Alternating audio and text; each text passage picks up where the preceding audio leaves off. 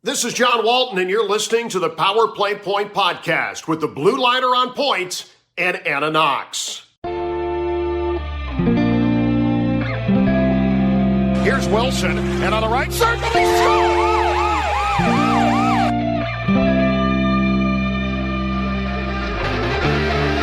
Rebound loose, wild scramble in front, score! Ovechkin with a buzzer beater! It'll count! And a hat trick tonight, number 21,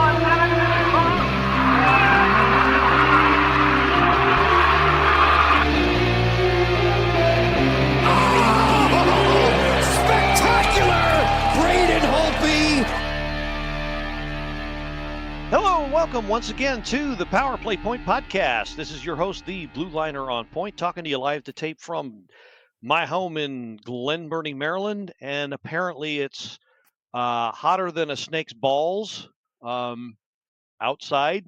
I wouldn't know because after that storm, I refused to go outside for a while, except to throw out the trash. Good God, that thing dumped a whole lot of water everywhere. But if you're not enjoying the weather, at least you can sit in the cool shade and enjoy us. Caps fans, I'm trying to put lipstick on a pig here. I know what happened. I watched the damn game, and it wasn't fun for me either. But damn it, we're gonna go out smiling this last one. So what the hell? I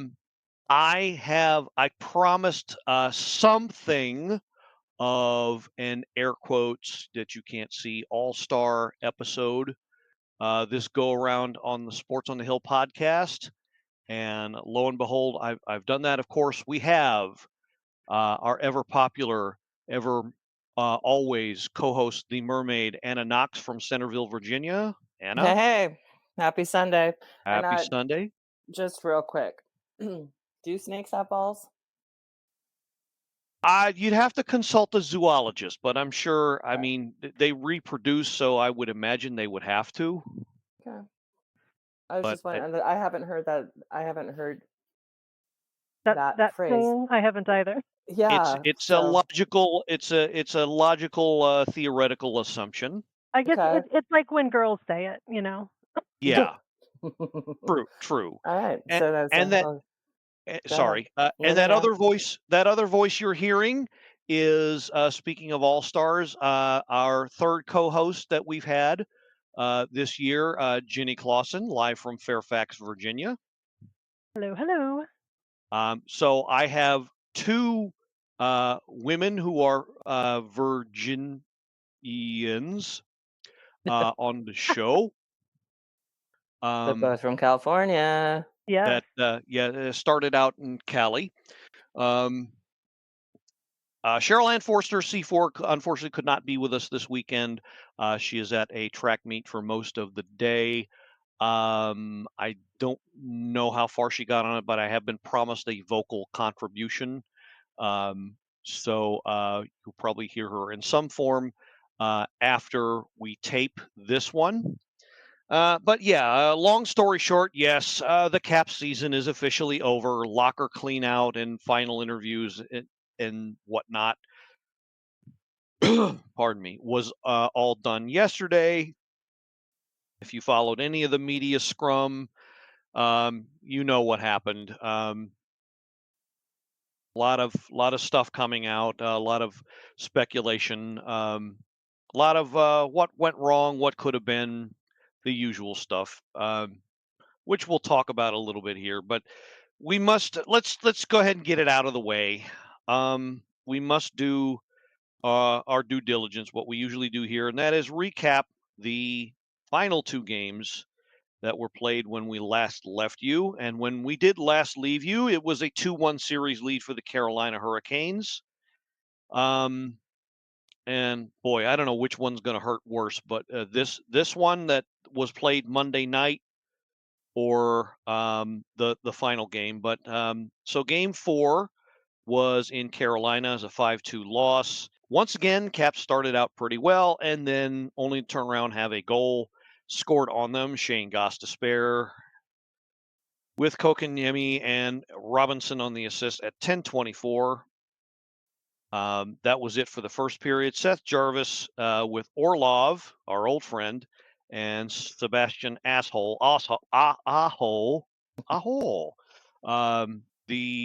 Wow, 65 seconds into the next period, and that was apparently batted in. So says the app. And yeah, unfortunately, Caps were pretty much playing catch up after that. And I don't relish these conversations. They just couldn't muster up enough goals after that. But that's just the way it goes in the playoffs sometimes. They did put up a valiant effort in the third. Chikrin got his third. Roy and Dubois at 5:18, closing the gap to 2-1. And then that stretch pass goal that where Taylor Hall was pretty much left by his lonesome at the blue line and took it in. Roslovic and Walker on the apples for that one at 8:24. That one was it was not only the game winner, that was the backbreaker. And then the Caps get a power play and then some life again. Ovechkin would get his fifth on the power play. It was actually a 5-on-3. Yeah, make fun of it all you will, but they scored and made it interesting. 12-14 with Strome and Chikrin on the assist and that one. And then Sean Walker with the dagger, his first of the playoffs. Taylor Hall with the assist at 16:45. Caps pulled the goalie a little bit after, and then Svechnikov nailed it with Stahl and Martinuk on the helpers on that one. 55 seconds later, thus ended the game. About the only good thing that worked for the Caps was the work at the faceoff dot, 60.3%. Everything else straight down the line. They led in hits slightly and block shots, of course, but when you get 38 shots on goal and what was it, 3 times that attempted, some are going to be blocked. And it was not one of those gentle things that hit you in padded areas a lot. The thing I will always remember is how basically they really, really, really let down after that first goal. And way too little, way too late in this game. Agreed. That's what I will take away from it. Was just so awful, and they were. If I'm not mistaken, this was the game where in that very same first period. Let me double check here.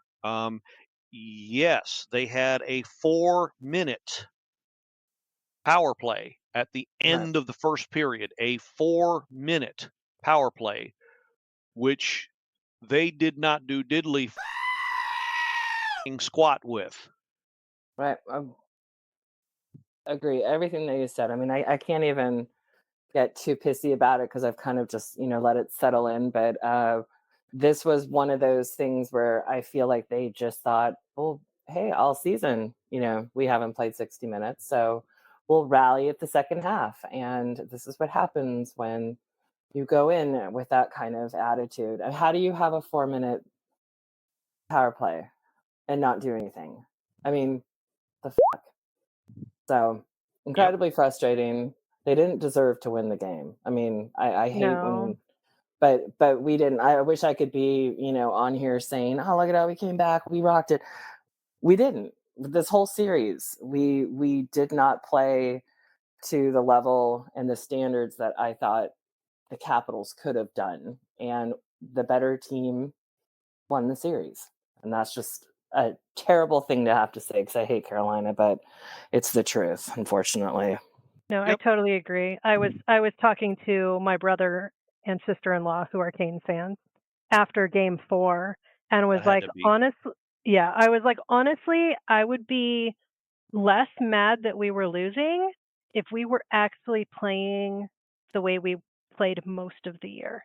Exactly. If we were putting in an effort and still losing, like I expected this to be an electric 7-game series where it was back and forth, and until Game 7, you did not know who was going to win.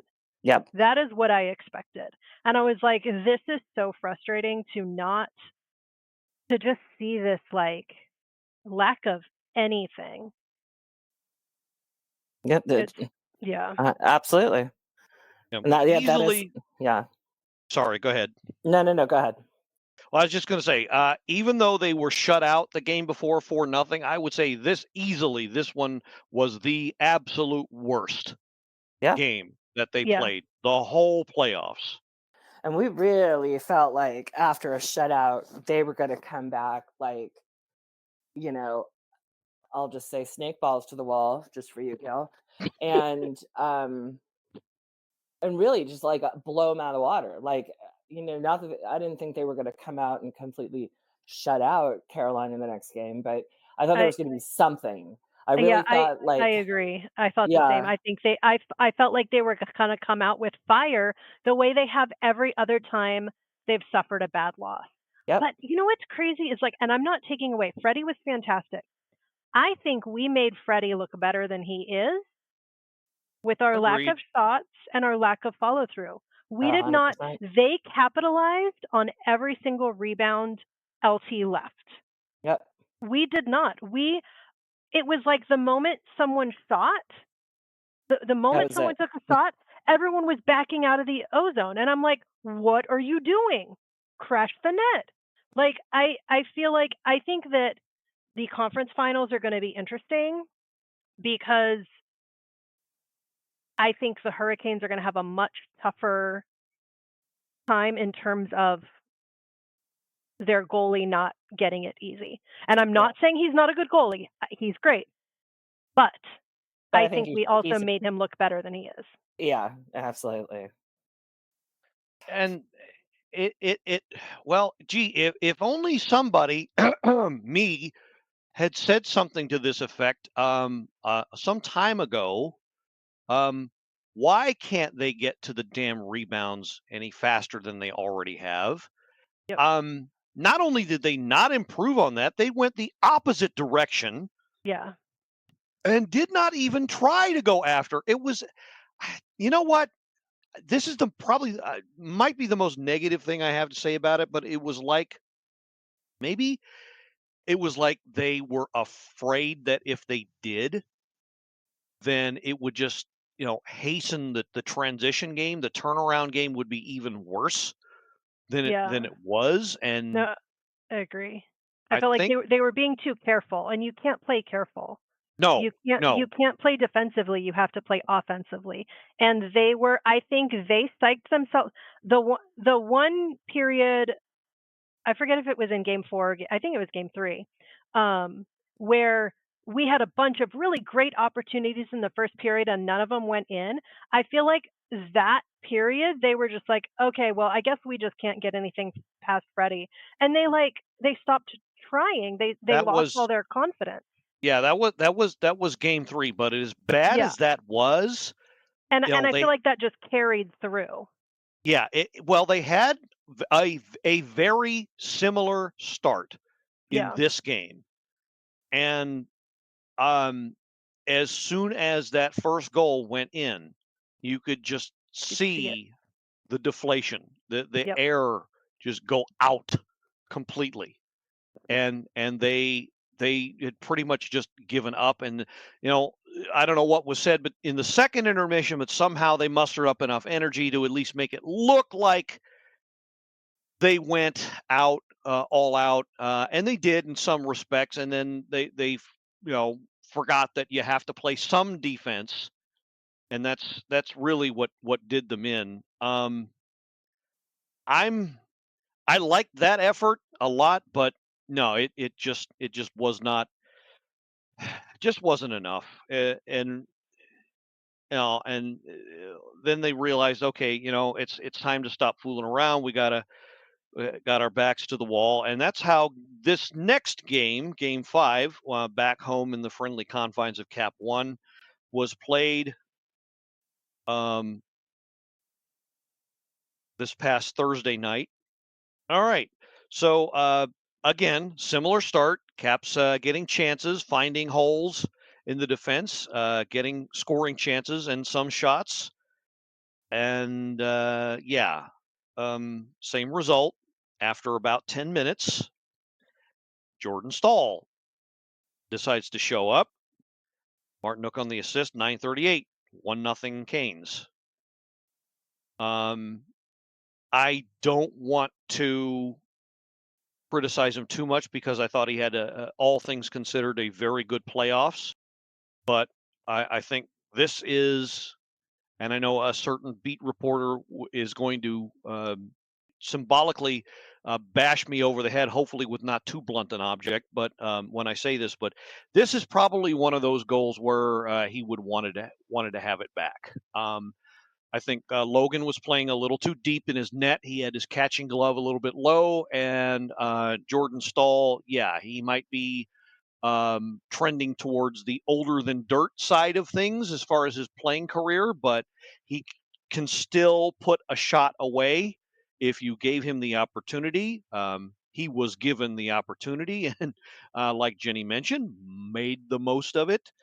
Pretty good shot, hit the top long side corner, over the glove and in. Now, who knows what would have happened had he played it a little better, but I think it was kind of obvious it was not exactly the best. And but unlike the last few games, the Caps, maybe they needed a minute. I think they were backpedaling for about a minute, and then they came the other direction. And finally, they found an answer. Anthony Beauvillier, his second of the playoffs, coming just over 5 minutes later at 13:41. I really think Ryan Leonard deserves an assist on this one because he started the play. He kind of led the rush into the offensive zone on this one, and he poked it. He pushed it into the Hurricane zone, and then it was recovered by the defenseman, and then Beauvillier basically took it from him and then tucked it past Anderson for the goal. Spoiler alert, this would be the very last Caps goal that would ever be scored this year. If you know what's coming. But it was a nice backhander, gave them life, and then from there, it was an extremely tense 35 plus minutes of waiting, hoping, and watching. And then who should put it away but Andrei Svechnikov again. And just to twist the knife a little more, I thought I saw something, and it seemed like it to me, but I think he actually scored from the exact same spot or pretty damn close to it as was the Game 7 overtime goal was in the 2019 playoffs. Sure did look like the pretty much the same spot, the far right area of the circle. Anyway, Walker and Jarvis, the helpers on that one at 18:01. I think at this point we were all hoping for overtime. I think we would have rather, and anything can happen, win or loss in overtime. Happen. That's not what we got. And forced to pull the goalie, and of course they converted. Seth Jarvis with the final nail in the coffin at 19:33. Bon voyage. Enjoy your summer. Tip your waitresses. Reserve your golf tickets.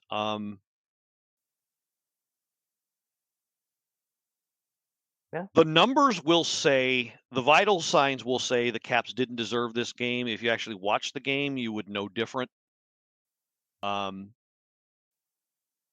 Shots on goal were 19-22. I think a lot of those were in the third period. Well, hold on. Let me.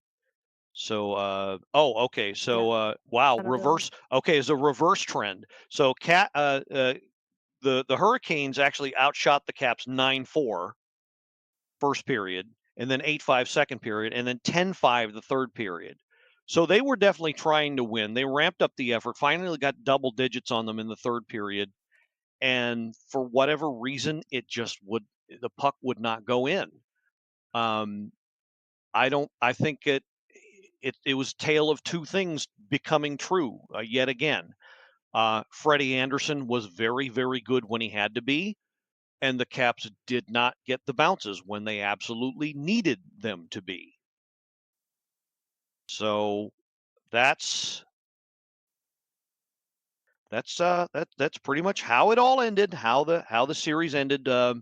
I think I'm pretty sure it was Al Koken at the post game that said, well, maybe they didn't deserve to win the last two games, but this game the Caps definitely deserve to win based on effort and on ice play. Mm. And Yeah, I think it was yeah, our best game of the series. I think we easily. played better than the game we won. It was devastating watching that goal go in 2 minutes before the third period ended. You Yeah, could feel it was like just like this huge depression in the arena. Yeah. definitely. So yeah, I could hardly stand it. I really hate myself for saying this, but a part of me was like, okay, where is that fluky ass half ass goal going to come from? Yeah. Yeah, It absolutely. sounds like I'm down on the Hurricanes and that they all their scoring is based on luck. Not really, but when I say this, but they have this knack for scoring these impossible goals, these goals that come out of nowhere. But it's not luck. It's really very simply, the law of averages and their ability to take advantage of that. Yep. It's simple. The more you shoot, the more you Right. get it on net, the higher the chance eventually something is going to go in. Exactly. And that's what And we were lacking. that's the name of the game. And yes, Anna's right. That definitely lacking all through this series. Outshot every one of them. Not even close, except for this game. Yep. It was like they were snake bit, and I don't understand why. I don't understand.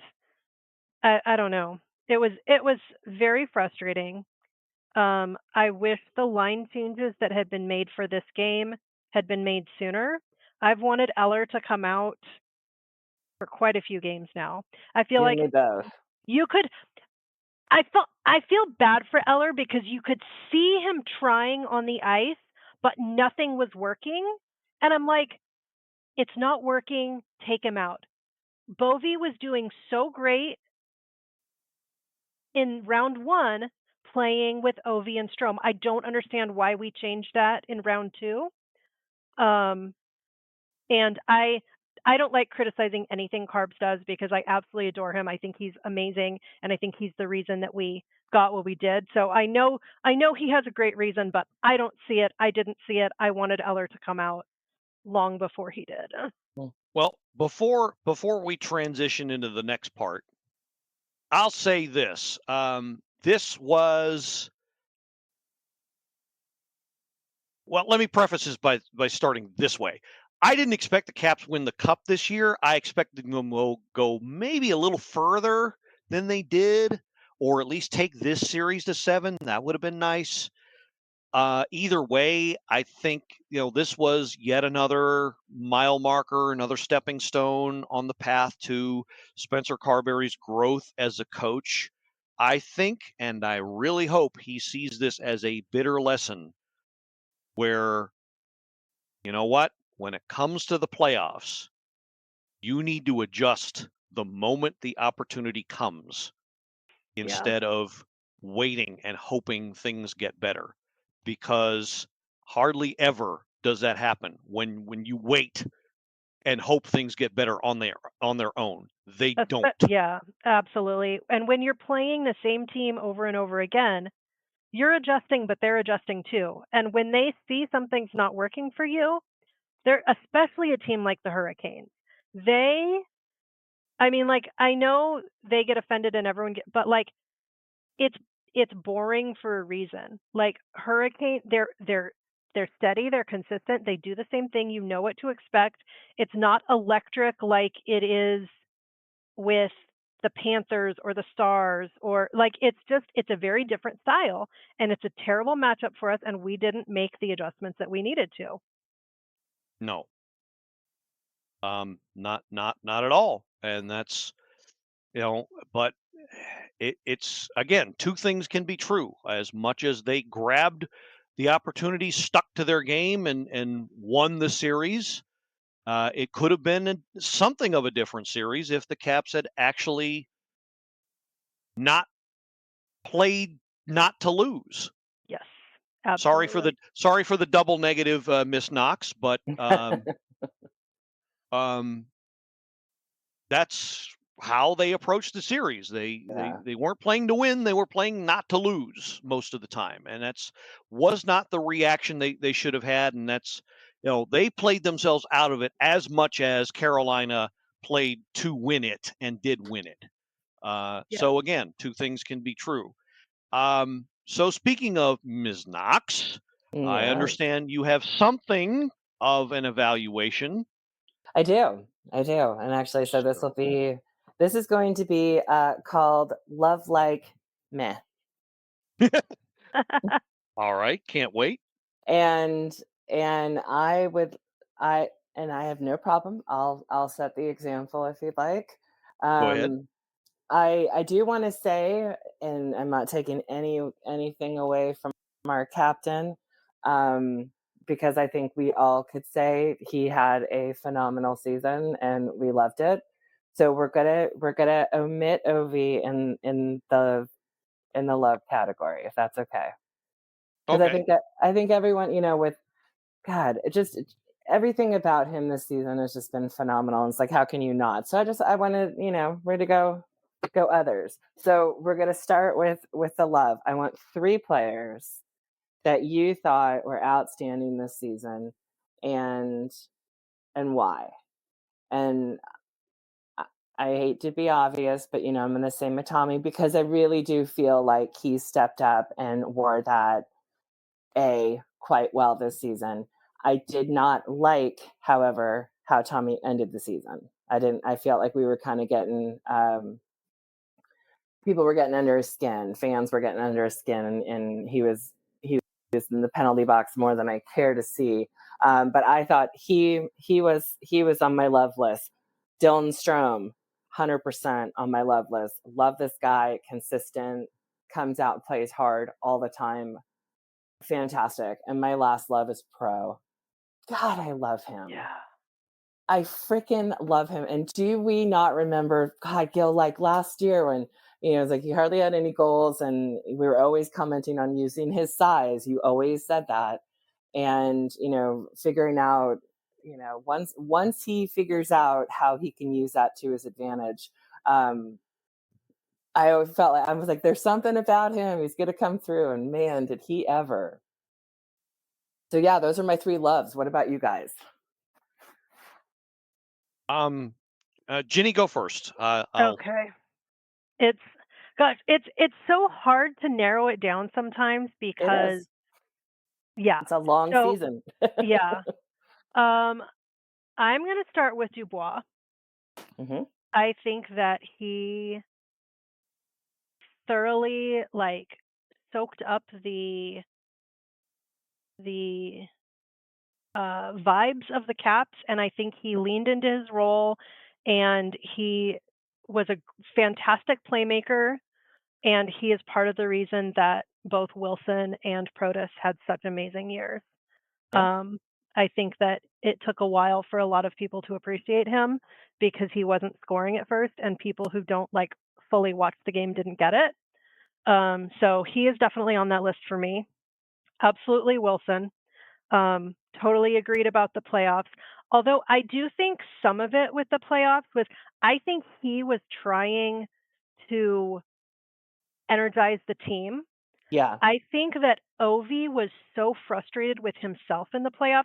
I have never seen him on the bench muttering to himself, Oh, he's and pissed. he was so frustrated. And I think that his frustration bled out into how the rest of the team was feeling. And Yeah. I think Wilson was trying to counterbalance that some, and it just didn't work. I Mhm. think I think that I think that Ovi's personality is so big that when he's happy, you can't help but be happy, and Yeah. when he's upset, you can't help but be upset. No, he's 100%. He's got that contagious vibe, and I Yeah, agree with you. Like, if your leader is out there and he's in a good mood and he's smiling and he's joking around, we see fun yeah, hockey. yeah. I honestly like, and I understand.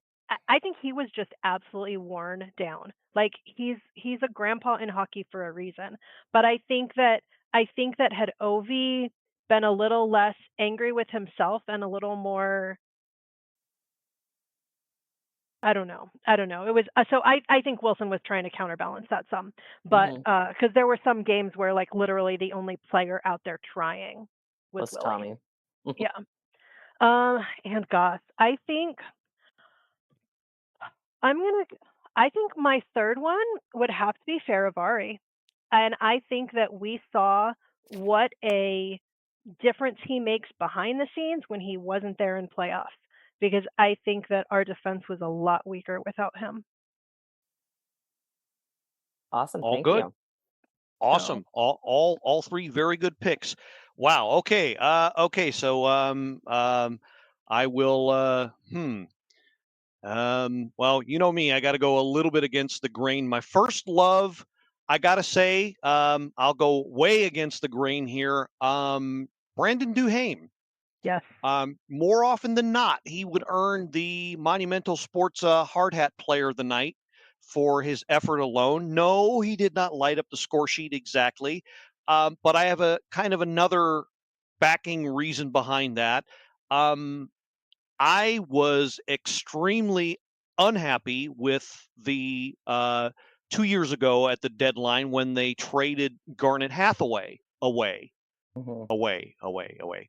Um, because that represented the very last of the grit that they had, apart from Tom Wilson. Right. yep, Um, totally. And I love Dewey. He is. I really, really hope that because I know trades are going to be made this summer. I'll be mad if they let him go. oh, Agreed. I think he's definitely got a future I on this team. I think he does too. I'm scared until it's cemented, but he absolutely deserves the love. He's absolutely fantastic. So when they signed him last summer, I was pretty happy because I saw what he did in the playoffs with Colorado, uh, and also his time in Minnesota. And I like what he did there. I think he is a very, very good fit. Makes that fourth line a lot better. And as we did see in the playoffs, um, what does the fourth line do? Chips in the odd goal when sometimes it's needed most. And he had a very, very good game. And sometimes that's all you need from your fourth liners. So he's my first of the three. Okay, so this one, yeah, I got to be obvious. Tom Wilson, of course, the once and future captain. Um, we said it last week. He, at times, it looked like really he was the only one wearing a Capital sweater that was giving it his level best 150% top effort at all times, every shift. And that's what a leader does. And, you know, maybe towards the end, his production kind of tailed off. And like Anna said, you're trying to contribute in other ways, trying to get trying, trying to fire up your team, trying to not get them to wallow in it too much. And to his credit, he saw that, but it just wasn't enough. I think they were too far down, too far gone into that mentality. But again, he was probably not probably. I would say from the beginning of the season to the end, easily the most consistent player. Mhm. Yep. So definitely him. And well, I got to say it because I'm something of a goalie guy. Logan Thompson. We saw him grow from a guy that did pretty well where he was, but wasn't given very much chance to take and make the number one spot his own. Well, he did it this year. He grabbed the number one job and he ran with it all the way through the playoffs. So he's my third. Now I will end it with this. I know, obviously, I know they didn't announce anything officially between both of you ladies and I and the interwaves. I don't think he was 100% after that injury in the Montreal series. I really Right. don't. Agreed. Yep. Agreed. I think he sucked it up for his team and played, and given all that, so it was a great showing. But if you watch some of the goals that he let in this series, it was kind of obvious he was losing focus for split seconds. Yep. Yeah. I And definitely agree. unfortunately, that's all it takes in the playoffs. So could he have stolen the win still? He probably could have, but you can't tell me he was 100%. You can't tell me he was at his absolute best. He looked very good closing out the Montreal series, but I don't think he was up to par in this one. Would Charlie Lindgren had stolen this series? Who knows? It's academic. I don't know. I really don't think so. But again, not to say that the Hurricanes didn't deserve this series. They played a better game overall, but I think between Thompson being closer to 100% or at that, and the Caps playing their game, might be a little bit different right now. But he's definitely my third love for this year, and I'm really glad that they've decided to commit to him for the foreseeable future, because I think finally now we've solved our goaltending crisis that people like to make something out of. So I think finally that is something that's solid. Yeah. So Yep. Okay, so moving okay. on to the like. Moving on. Okay, now remember though, I mean the love is just like that's one thing, and the like is just we're still I'm looking at my likes as whether they had a slower start and they kicked ass in the end, or they were consistent, or I just want to see them have more minutes. So I'm going with Duhaime. I do think there's times that he can get a little heated, and he kind of check that a little bit. But man, potential is God there, like for him to be with the Caps, and that's what I want. I have PLD as my other one, and my last one is Matt Roy. So Yeah. a little bit, I'd like to see.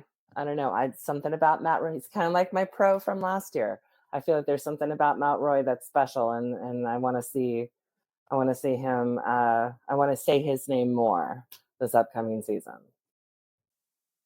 All right, good. Jini? Oh geez. I think this is even harder than the love, because it's like right? It's like that mid-range, like I don't want to. I agree with you on Duhaime. I think he has like moments of absolute greatness where he shines through, and then moments where he's still finding his game. So I Yeah, think we're going to see fantastic things from him. I love that he's like taken some of the pressure off Wilson in terms of like, absolutely. and so he's up there with me. I'm gonna say McMichael, Okay. because even though he has had an absolutely, and I'm not, he was one I was considering for love too, but I think consistency is still really hard for him.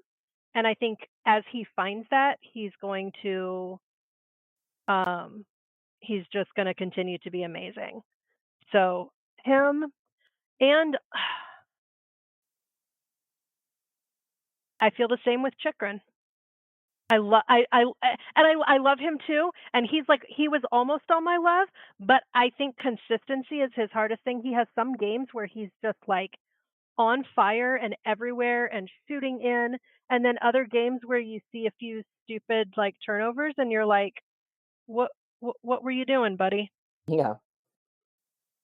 So I think those are my three. All right, Gail. Okay. Gosh, I hate to sound like I'm hard on him, especially for the breakout year that he had, and I wanted to put him in the love category. I just and this is something to be excited about at the same time, but I thought there was another gear to his game that he could not quite get to at times. Protus. I love that he's now a threat on the penalty kill. I absolutely love that. I absolutely love that he's expanded his game and finally learned to use his size. But again, I think I'm putting him in the like category because it looks like, and I'm not saying lack of effort, that kind of thing, but it just looks like sometimes, once in a while, there's another gear he can take it to, and he just has trouble getting to that. And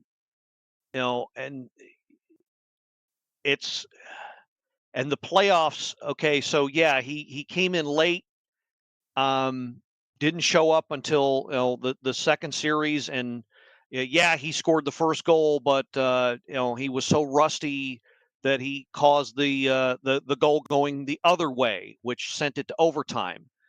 And I can't help but wonder, why did it take so long? Maybe the injury was a lot worse than we thought, but was there something else going on too? But it just took him so long to get going after he came back. I don't think he ever really got going, and that's kind of a concern for me too. But I like the potential. I think the flip side of that is he's going to have I think a very good year next year, and I think he's got to keep it going. He's just got to take it to that next level. I know he's got it in him. My second now Nick Dowd. He's probably the most reliable center they've got. Mm-hmm. And yeah, he's older. Yeah, his production's going to be not where it was. Probably not going to get 10 goals out of him again. But to counterbalance that, there was a stretch in the regular season where he was taking a lot of dumb penalties. And when you're on the PK unit, you can't afford to take all those penalties. Right. And it's part of it is, he wasn't, his head wasn't in the game. The other part is, he's slow to half a step. And I was glad to see that basically, he'll retire a cap with that last contract, but I can't help but wonder if we're he's on a slow countdown to Lars Eller territory. Mm-hmm. If you know what I mean. Yeah. So I'm hoping that's not the case. I think he's got at least one good year left in him. But we'll see. But for the most part, I did like what he did. And predictably, yes, I'm going to go back to the goalies on this one. Charlie Lindgren. Want a few less victories by him, and you know what? They don't get into the conversation of winning their division. Okay, they don't look as good, and maybe they don't start to build up their confidence as a winning team early on in the year. I don't think he did much wrong. It was just that Logan was that much better. But even with them playing in front of him the way they do, and he got the Darcy Kemper treatment. They played like crap in front of him at times. Yep. Absolutely, they did. And he still put out his best every game he was in. So was it good enough? Would it have been good enough in the playoffs? Debatable again, but yeah, I've still got some loyalty to him, even if some others don't. So he's my third. I Okay. love Chucky. Love Chucky. I do Solid. too. Yeah, no, I think we've all chosen phenomenal people, and I only put one person on my meh list, and that's Eller. Yep. And I think it's just, I think too many fans got too excited that we were going to have Tiger from 2018. Yeah. And here we are 7 years later, and everyone's a little bit older, a little bit different, a little bit more worn down, and I'm sure he, I'm not to say that he didn't have some good plays, but definitely was not, I wasn't hyped up that he was coming back, because I kind of felt like this was exactly what was going to happen. So he was my one meh. Only had one. All What right, about Jini? you, Jenny? 1000% agreed on Eller. The other one, let's see. I kind of put Mangiapane there as well. Mostly, sorry, my dog's being crazy. The consistency and he had moments where it was great, and then he would just kind of I feel like disappear for a while. So I don't know. I mean, right now my favorite thing about him is his name, because it's fun. But other than that, I was just kind of underwhelmed. Yeah. All right, Kel.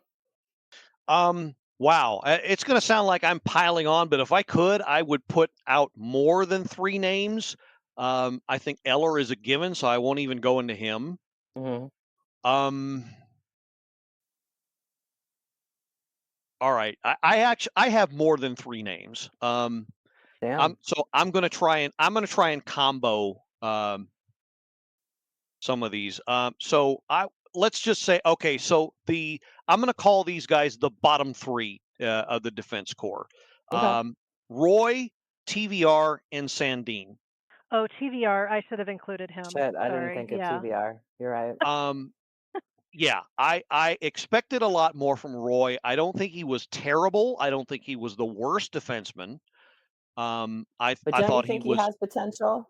He's got potential. He absolutely does. Yeah, like someone that, I mean, when I say potential, obviously, he's in the NHL, so yes, the potential is already there. But what I'm saying is him, how McMichael and Pro, they just kind of needed to come into their own, and all of a sudden we saw great things out of them, and I feel that way about. That's how I feel about Matt Roy. But you think that this season was just meh? Well, I mean, I expected a lot more than Okay. and that might be part of it, I'll admit. But I wasn't expecting a ton of points. That's not his game. I knew that. Right. But No, absolutely. there were times where he was not much better than a traffic cone defensively, and in the playoffs, wow, he was pretty bad at times. Okay. So that kind of disappointed me, but I think he's got way more in him. I think this was just, it's always tough your first year on a new team. Right. And especially so since he started the year with an injury. Yes. Because I was super psyched about him, and then there was nothing. Yeah. And then I feel like as the season went on, I was like, okay, I feel like he could be great. And so yeah. So I definitely, I can understand what you're saying with him. But he's easily out of those three. He's easily the one that can turn it around. I'm really hoping that he ends up being that anchor that they really really need. I think he's got it in him. I just think this was just a transition year, and he had to get used to things and put that away, and then just come out next year and just do what you do is what I'm hoping for him. The other two, who make up coincidentally the bottom pair, TVR and Sandine, not What the hell not happy happened with to him. TVR this year? Well, TVR is on the wrong side of 30. He's always been my least favorite. Like the last couple of years, I just Yeah. like not a Just- single goal last year, one goal this year. Not that that's his thing, but like when But you still. see like every single time he takes a shot from the line, like it's not even anywhere near. Like there were so many more assists that like Roy and Sandine and Faravari, because they know how to get it in there where we can take advantage of it. Mhm. TVR is just like, I don't know, Nothing. very very unimpressive to me. And the one thing I keep seeing over and over and over again with him is those weak clears that he does that never quite exit the zone when you have to have that. He just never seems to come through, and it reminds me of when Matt Niskanen used to do that crap. Only Niskanen had more skill. Is how he was able to get away with that. Van Riemsdyk does not. And I know he's under contract for a year, but if they could find a way to offload him, and give somebody else a shot at that spot, that I think would be ideal. But yeah, I'm done. I'm done with him.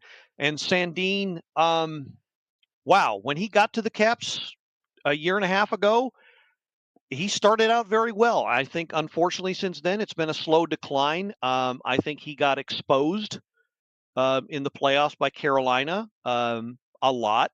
He made a lot of bad and questionable decisions. I just haven't seen. I have not seen him at anywhere near what his potential is for quite a while now. And there's a reason he's on that last pair. It's because he has become a liability, the second worst liability on the team. And you'll notice the first liability I didn't mention as a meh because that person still has some some worth, quite a bit of worth. Sandine does not.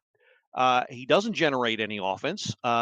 He doesn't press the attack. He doesn't move the puck very well. I'm very disappointed in him. I don't know. My only hope is that somehow he improves his game. I just don't see it. But with the prospects coming up, maybe they'll find a way to offload him too. But he needs to turn his game around if he wants to stay. Agreed. That's real quick on Sandine. Something. So he had 4 goals this whole season, right? Those were all in the first 24 games of the season. He has not done anything since then. Yeah. And like I said, I know that's not the point, but when you look at, like, I felt like he had a strong start to the season, and I was like, okay, maybe he's going to prove me wrong this year. And like then he had a couple, like he had some good showings at the beginning, and then the last half of the year, the last 2/3, I think he just totally disappeared. Yeah, so I think I agree with I think you're spot on there. And he's got the wheels, Yeah. to at least present himself, if not the shot or the movement, but at least present himself as a threat going the other way. Yep. It never ever happens, and I don't know. He needs to figure it out, or he shouldn't be on the team. So. Okay, so real quick, the rest of my meh group, Taylor Radish, real quick. I thought he was never that perfect fit they were hoping for in the fourth line. I heard that he had something of a scoring touch. Never saw it. They were playing with him on the top line as a top line option. I don't know why. He's not all that great defensively. Um, I I don't know. I don't think he adds anything. So he's definitely in my meh category. And I was thinking of somebody else. Well, I think it's too easy. The guy I mentioned that is the worst liability of obviously John Carlson. I don't feel like he belongs in the meh category. Because again, he's got too much upside to him, but I was disappointed in him too. So I guess he's kind of an honorable mention. Yeah, I think, Especially his playoff performance. yeah. He, And I do a lot of defending of him throughout the year because while he is obviously slower, like I think he has so many upsides that that he makes up for the bad stuff. But like I was very frustrated with him in playoffs. I think yeah, he just completely ran out of steam. like I said, 2022, Carlson showed up and never moved out of the house. We were stuck with him all this year, and that I think contributed to everything because when he isn't at his best, there really isn't much offense. So that's I think that's pretty much my group there. Okay. So Sweet. Well, I know for the um, sake of time, I was going to go into, newbie stars, whether people traded or coming up, new signs, if there's anybody that we're looking forward to. And I think it's, we all feel like Leonard is one that Leonard is of getting, course that Yeah. goes without saying. yeah. And then I think, on the other side, I am looking forward to seeing more and speaking more positively about Chikrin. I love him. Yeah. And Beauvillier. Yes. I gotta say, he was one that I was like, oh, I'm not sure about him in the beginning. And then I was like, just jumped on a Beauvillier train. Maybe it's, I don't know. You like Mangiapane. I like the French. I kind of like the Beauvillier name. Yeah. But I think there's a lot of, I think he was better than Radish, coming in. And I'm like, I don't know if I see the chemistry quite with Radish and some of the other players. I see it with Beauvillier. I agree. And I think For sure. he did a fantastic job. I mean, why he got moved off of the top line after round 1 when he was setting things up for Strome and Ovi so well. Mm-hmm. I don't know why. Because he was working well. I love he's small and fast and gritty and gets in there and I think Carb said he thinks of him like a Swiss Army knife, and I guess that's why he moved him around. But and I think that's a great analogy because he's just in there just getting in and doing stuff. I Mm-hmm. hope that we keep him around. Yeah. I think they will. He's too. He showed himself to be too valuable no matter where they played him. And to answer that question, Jini, I think the reason they flipped him down was to try and get Protus going a little more. Right. They ended up playing Protus on the top line a bit to hopefully accelerate him, getting his game back after being out for so long. But I don't want to say it backfired, but it didn't work very well either. Yeah. And yeah, I think that's another I would kind of say it backfired. that's another hard lesson learned on the way to learning how to coach in the playoffs. Okay, great. Yeah. So yeah, I would say that's a pretty good assessment all around. So thank you, Mermaid, for that. Thank you, Miss Teacher, for Absolutely. taking us to school again. Okay, so quite a bit of negative. Okay, so let's focus on some positives here. Last year, we said the goal was, okay, whatever you got to do, just please, dear God, just get into the playoffs. And no matter what happens, then it is a bonus. But please, at least just get into the playoffs, unlike the year before that, where they just died the last 5 games. Well, they did.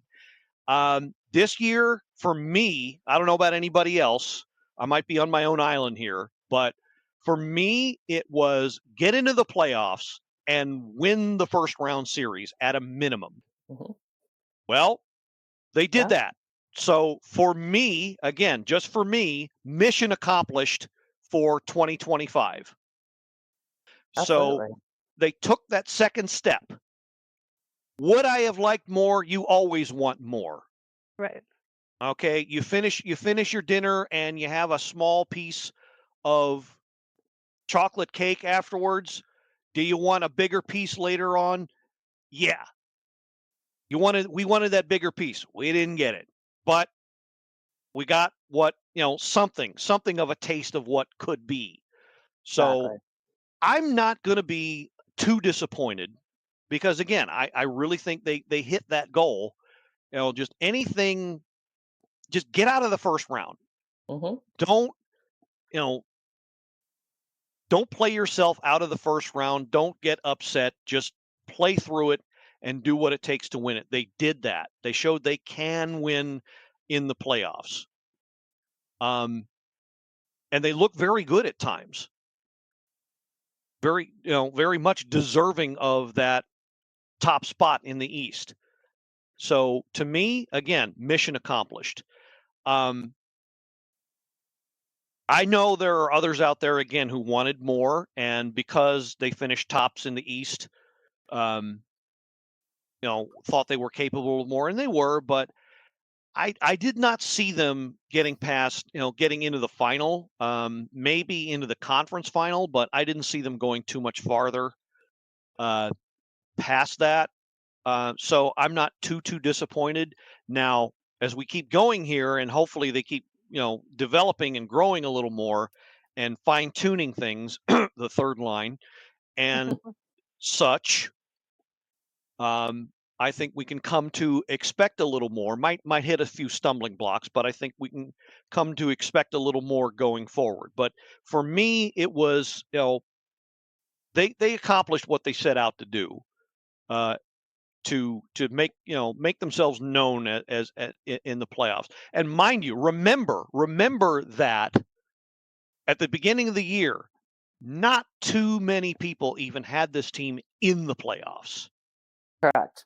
Yeah, that's true. And when you Well, look at I think it was so easy to get caught up in like the emotional everything of the team this year, just the chemistry, the 50th anniversary, Ovi breaking the goal. Like I definitely think I had unrealistic playoff expectations and as I look at the stuff, but when you look at the change, we ended with 20 more points than we did last year. We won 11 more games.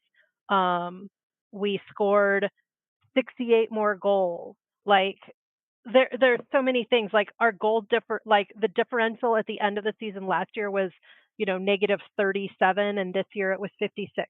So all of these things that were such vast improvements. yeah, you guys said it all. And and it was such a fun year, and yeah, the chase was a big part of that. Just to kind of close out what happened in the playoffs, because I know it's a kind of bitter for all of us. Look, we've been to the mountaintop, and yeah, it's been a while, but we know what it's like to go through and have everything go your way. It's not like we don't know what it's like to win the big one, the whole thing, and when it's your year, because all those bounces go your way. The puck luck is in your pocket. But you only get all of that if you make the plays first to get all of those bounces, to earn that luck. And again, we already know that feeling because it's been done. This team didn't quite need to do what all it needed to do in the second round to get there. But again, I think it's hard lesson learned for a lot of these guys who should be around. So again, I know a lot of you on the other side of the earbuds, the speakers, what have you. You might be feeling kind of glum right now. I get that. I'm still a little bummed, but overall, I'm optimistic. But when you look back on this year, now don't be sad for what wasn't. Be grateful for what was. I mentioned it when it happened. The Washington Capitals, our favorite team, now own a huge piece of hockey history. That's in our back pocket now. And nobody can say that this team doesn't matter anymore. You can lay on all the hate. Social media can throw whatever shade they want, whatever lies, whatever evaluations, whatever, metrics and expected goals, expected cups, expected whatever. I'm not down on metrics, but the metric guys seem to be down on us. Okay, whatever. None of that takes away from this great year that they had. None of it. And it was something to see that goal go in. It really was. And when it came to the playoffs, you didn't want to stop cheering. And though I never thought that we could lose, there's no regret. If I had to do the same again, I would, my friend. Ovechkin. Crickets. Just Nobody getting that reference. Okay, that's fine. That's good. I'm allowed to be the only old one here. That's fine.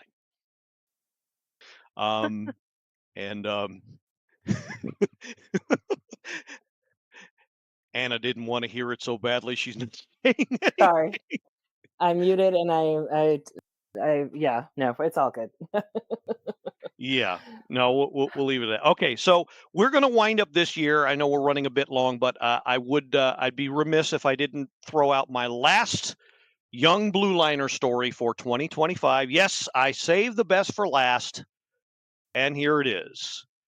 The year was 1987. I'll save you the trouble. I was 13 years old, and it was April, and it was another playoff year. And it was the Caps against, yes, the New York Islanders in a first round series in what was then known as the Patrick Division. And was a game 7. Yes, I'm going to be talking about the Easter Epic. So just to kind of run down the series real quick, Caps had taken a 3-1 lead, but had pretty much blown it, let the Islanders back in. So game 7, to win it all, back in the Cap Center. And I forget the exact date. I probably should know it. I definitely remember the game. But it was actually Easter Saturday. The game began the Saturday night before Easter Sunday. It would end at just past 2 a.m. Easter Sunday, hence the Easter Epic. I'm not going to run down all of the details for you. But just to give you some idea, the total amount of shots, okay, the total amount of shots in this game exceeded, I have it here, 130. So in total, 132 to be exact. Were shot, and only 5 goals scored. 57 by the Islanders, 75 by the Caps. So no shortage of shots this game, unlike recently. But yeah, it was pretty crazy. It was surreal. By the third overtime, I was getting a little loopy and so damn desperate that I was jogging around the house, much to the chagrin of my mother, who was wondering what in the hell I was doing. And of course, the only explanation I had was it was the playoffs. And of course, my dad was laughing at me. But I persevered. I stayed up with the help of some soda and some ice water, not unlike what I'm doing now. And I got to witness very strange things like a third and a fourth overtime. And I got to a point where I wondered where I would be stuck watching this game forever. And then finally, Pat LaFontaine broke our hearts at 8:47 of the fourth overtime period and managed to get it past the goalie, Bob Mason. If you want to see the craziness that was, there's plenty of YouTube videos on it. And to say I was deflated would be an understatement. But I also knew that I had witnessed something very, very special. And there's this part of me that kind of wishes for something like that to come back. Not for the Caps, of course, but I always get a little, it's why I get a little excited when an overtime game goes past the first overtime period, because maybe, just maybe, we'll witness something like that. And yes, I do know there have been some longer games that have been played since. But why this game was so special was nothing like it had happened for something like 20 or 30 years.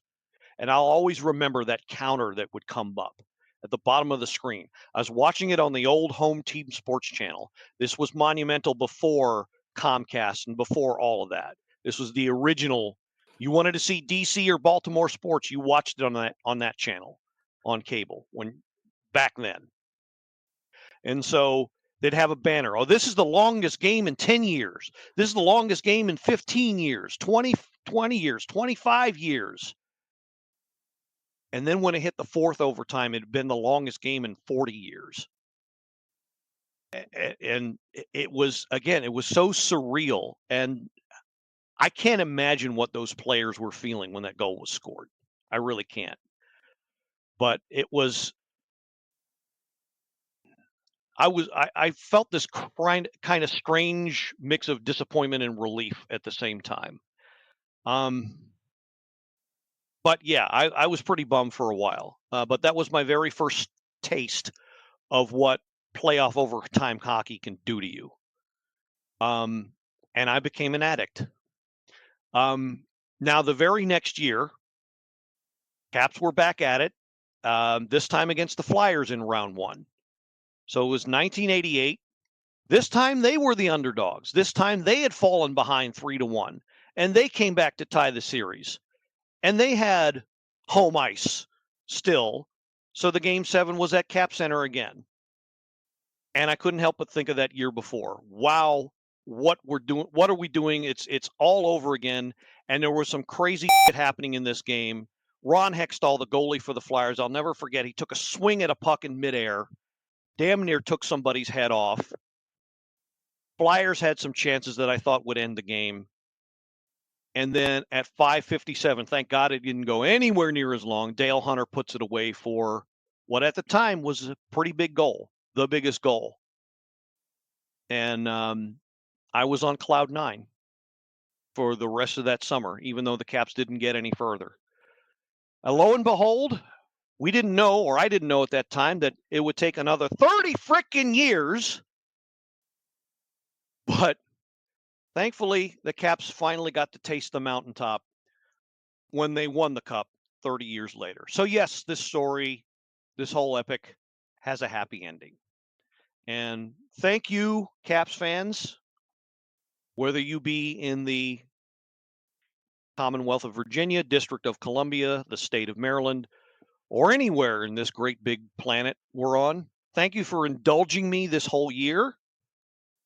We're going to wind it up for one last time. Obviously, no previews of coming attractions. I don't foresee having any future episodes unless, again, something big happens on the free agent or draft front. You will probably be hearing me on the sCapitals Off the Chain podcast. If you're not sick of me yet, If you still want to hear me, yes, you'll hear me there. I may be making appearances elsewhere by the grace of God. I don't know yet.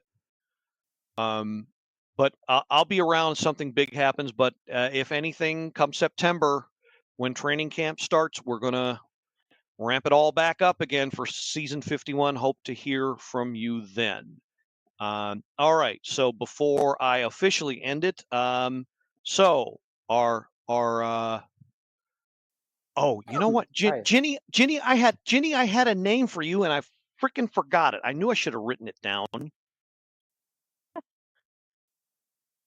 Damn it! Well, I had one. we have the whole summer for you to remember it and or come up with a new one. I freaking hate getting old. I can't keep anything in my head anymore.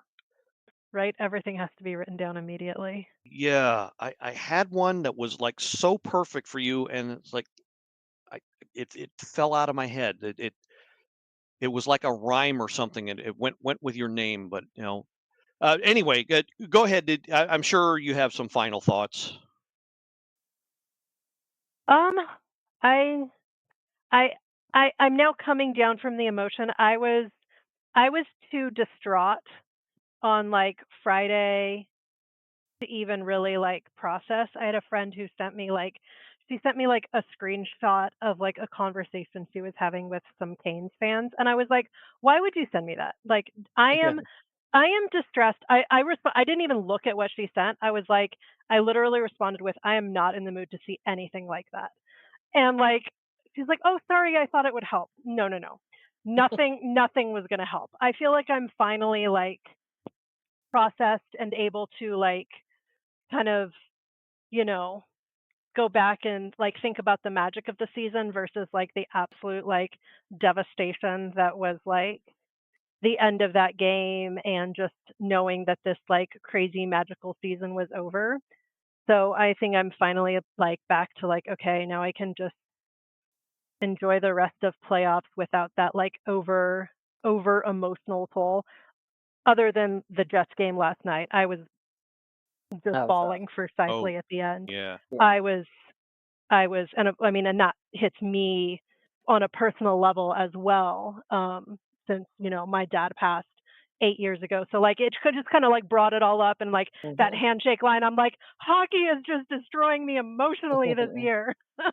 But I'm now ready to like just enjoy the fact that this was seriously just a magical season.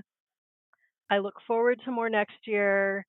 Um, the off season is always sad, but like we also have like the longest season we get to enjoy so much. And this was a really just magical season on so many levels. And I don't know. I don't think I have anything coherent to wrap it up with other than it was just a lot of emotion and like what a memorable season. For sure. All right, Mermaid, take us home. Alrighty. Yes, I will go along with you, of course, bummed. But you know what? I am so proud of this team for, we did start doom and gloom with Oshie being like, oh my God, and the injuries and what's going to happen when he's not there. What about number 19? And this team, you know what? They fought hard and they have such a brotherhood that we all love. And we all witnessed history with Ovechkin. And I will never, ever, ever forget where I was, who I was watching the game with, and just feeling like, oh my God, we just watched the most amazing thing. So I am going to take that away, this season. They played hard, and I really do think next year is going to be our year. I do. So that's all I got on this one, and I'm looking forward to. That's more than enough. I'm looking forward to summer. We all know that. Yep.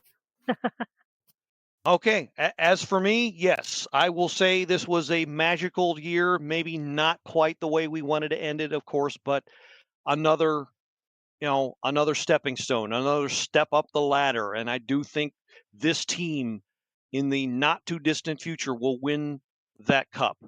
I'm really, really, really hoping they win that last one for Ovechkin. We're expecting this to be his last year upcoming 2025-26. So I'm really hoping he goes out like Ray Lewis and gets that second championship late in his career and then gets to go off in the sunset. You never know. But as for me, I mean, I collected 3 bobbleheads this year. I got to go to a bunch of games that were absolutely amazing, got to see a lot of things that were absolutely amazing. I don't have any regrets. This was an awesome year. And unlike last year where I felt drained, I actually feel energized. And I want to take this time to thank all of you.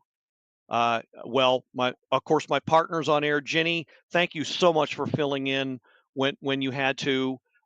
When I was literally out of options because schedules, get crazy. Thank you so much for coming on every time you did. That's why I felt like I couldn't do this last one without you. So thank you so much. I've loved it. It has been such a blast, and I'm happy to do it anytime. Oh, Awesome. We have not. We're not done with you, not by a long shot. So you can guarantee that. And of course, Mermaid, Anna, partner, we've been at this 8 years now, and I know you got 2 high school age kids, and that can be a handful, but you still come at it with your all every weekend. You got the time. So again, I want to thank you so much for all that you do as well. Yeah, and Gil, right back at you. I wouldn't be on every Sunday for the last 8 years if it wasn't for our friendship and our love of the Caps and your amazing way to not make me laugh. It's still fun. But some of the sound effects are always, I look forward to hearing that when you go through all the editing, all the stuff I don't have to do. I just plug in, log in, say a bunch of shit, and then log out. But you work really hard to keep this all together, and we appreciate it. Well, thank you so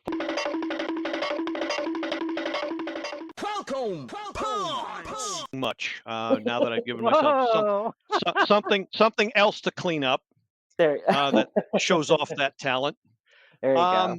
So everybody, I mean, there's too many to mention. I always manage to forget somebody that should be mentioned, but so I won't go through the roll call. You know who you are if you're a regular listener to the show, and if you're not, try to be more regular. Subscribe. That helps. Not scolding you, sorry, but but if you do regularly listen to the show, tell a friend, tell as many Caps fan friends that you got. We really want to start growing everything, and the Facebook page has gotten bigger and all that. I love seeing that, but do please tell a friend about us. And it's a great way to keep up with the team, and I really, really do mean this. And Jini's living proof. If you've got something to say about the Caps, come on with us, and we'd love to hear you. We'd love to discuss it with you. You do have a voice with us. We want to hear it. We want all of Caps fandom to hear it, and we want that to get bigger and louder next year. So for all those who did come on this year, thank you so much. All right. So for 2025, for the last time, this is the Blue Liner on Point signing off and reminding you that, I had this idea to make my own trail mix. And, I told Mrs. Blue Liner about it. I said, here's my idea. I'm not going to put any raisins or M&Ms or anything like that in it. You know what she told me? That's just nuts.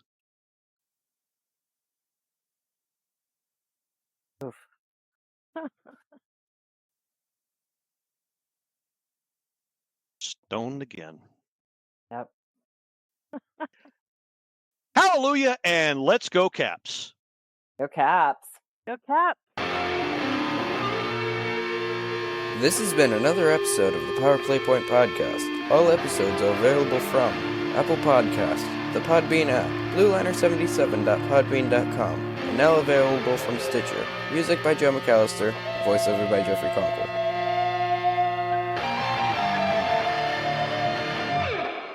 Good good morning, good afternoon, and good night, Power Play Point Podcast. Thanks for listening.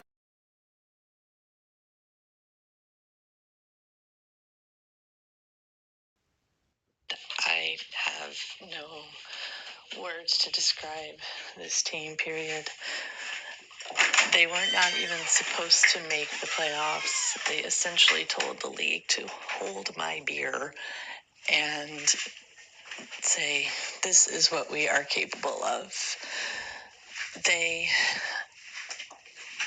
went from a team that nobody thought was going to do well to the best in the division.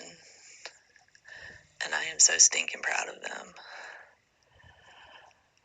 I did not see the last couple of games because I was at track meets, but it looks like we had our ups and downs in that last series with Carolina.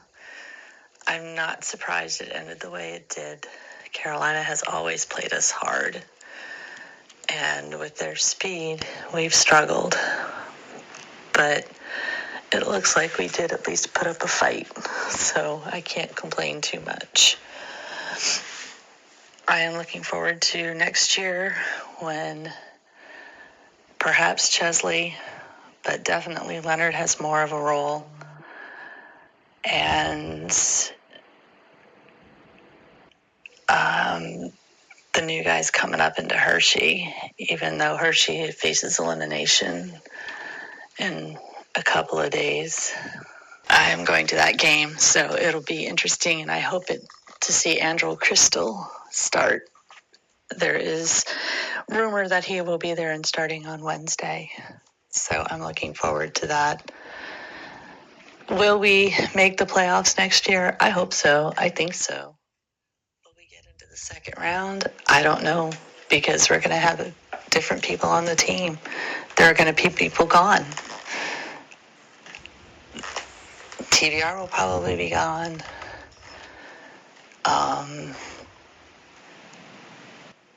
Who else? Mangiapane may or may not be there. Radish may or may not be there. I hope we keep Mangiapane, though, by the way. There's a couple others that may not be there. But for sure, Leonard will be up. Crystal may or may not be up. Miro may or may not be up. So there's a whole lot of people coming up that I'm looking forward to see how it goes. I said it online that you cannot buy the chemistry this team has. The new guys sliding in nearly seamlessly. And I think it will continue into the future with the guys coming up. And with that kind of chemistry, we're going to be very hard to beat. So I look forward to the next years, and whether we hoist the cup next year or in 5 years, I'm all about this team. Thanks.